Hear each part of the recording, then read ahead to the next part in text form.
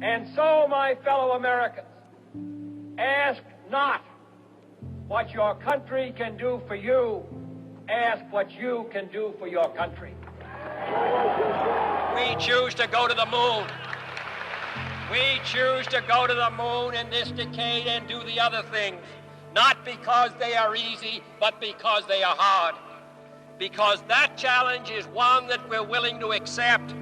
Prior to 1962, there really was no official presidential aircraft in the United States.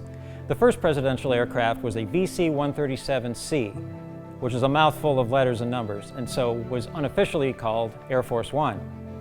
Designed by French designer Raymond Loewy, the color scheme for the first Air Force One was really a partnership between that designer, John F. Kennedy, and Jackie Kennedy. Jackie and her husband were both very aware of something that no president of the United States had ever been so much aware of before, and that is the brand of the President of the United States. This aircraft, VC-137C, also known as SAM 26000 and popularly known to this day as Air Force One. Raymond had come up with a scheme very similar to the one portrayed here, but also included red in the idea of portraying the American flag. But Jacqueline said that the scheme didn't really fit with what was popular at the time in terms of its color and design.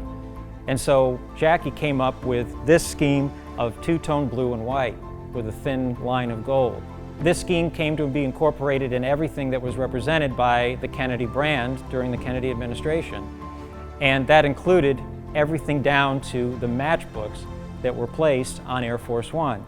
It actually came to be a tradition among every presidential administration that began with the Kennedy administration, that each president and his administration had a different colored and different designed matchbook to be on Air Force One during their term of presidency.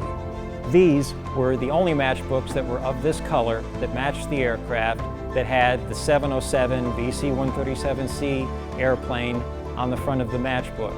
These matchbooks, which were unique to the Kennedy administration's Air Force One, were on board the aircraft on November 22nd, 1963.